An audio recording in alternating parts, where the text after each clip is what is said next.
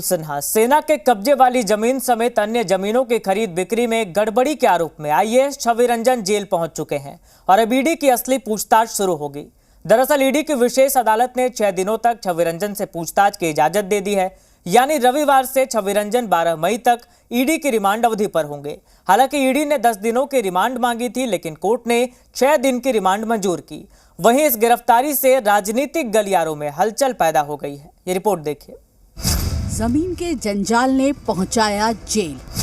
IAS Chhavi Ranjan की remand अवधि बढ़ी। 6 दिनों तक ईडी लगातार करेगी पूछताछ। घोटाले के असल खेल का होगा खुलासा। आईएएस छवि रंजन को 6 दिनों की ईडी की रिमांड पर भेज दिया गया है। जमीन घोटाले के मामले में गुरुवार को छवि रंजन को गिरफ्तार किया गया था। फिर शुक्रवार को हुई पेशी में पीएमएलए कोर्ट ने उन्हें 1 दिन की रिमांड पर भेजा था, लेकिन अब रिमांड अवधि बढ़ाकर 6 दिन कर दी गई है। यानी अब ईडी छवि रंजन से 7 मई से 12 मई तक पूछताछ कर सकती है। इस 6 दिनों की पूछताछ में जमीन की खरीद बिक्री के असल खेल का खुलासा होने की संभावना है। लैंड स्कैम के आरोप में गिरफ्तार किए गए आईएएस छवि रंजन से अब ईडी के अधिकारी 6 दिनों तक पूछताछ करेंगे। दरअसल लैंड स्कैम मामले में ईडी ने छापेमारी करते हुए कई दस्तावेज बरामद किए थे।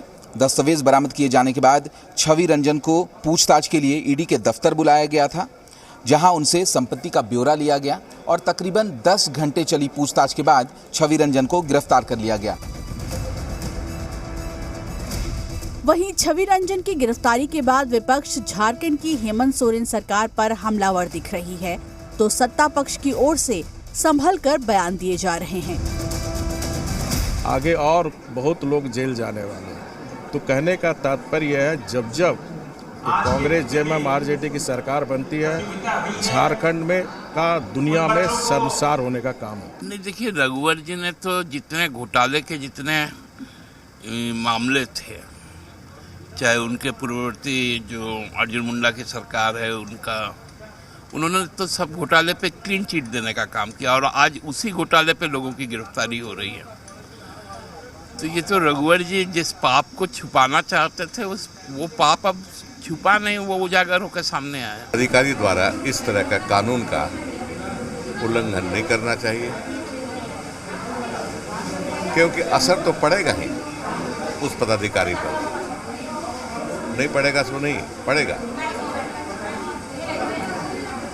जमीन का घोटाला जिस तरह से हुआ, लैंड स्कैम जिस तरह से हुआ, अफसोसजनक है। मेरा जैसा व्यक्ति अफसोस करता है।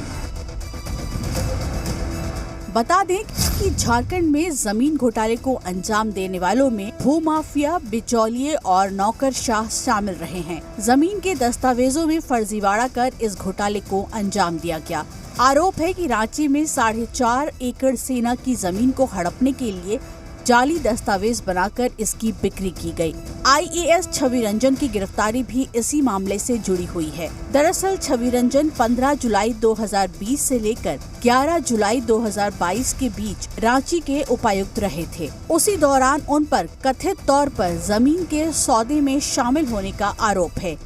छवि रंजन पर आरोप है कि उन्होंने अपने पद का गलत इस्तेमाल करते हुए कई जमीनों की प्रकृति में बदलाव कराया था। ईडी ने छवि रंजन को दूसरी बार गुरुवार को पूछताछ के लिए बुलाया था। जानकारी के मुताबिक पूछताछ के दौरान छवि रंजन कई सवालों का जवाब देने में असमर्थ नजर आए, जिसके बाद ईडी ने छवि रंजन को सलाखों के पीछे भेज दिया। अब उनसे अगले 6 दिनों तक जमीन घोटाले से जुड़े राज ईडी खुलवाने की कोशिश करेगी और बताया जा रहा है कि इसके बाद कई और लोग ईडी की रडार पर आ जाएंगे। ब्यूरो रिपोर्ट, जी मीडिया।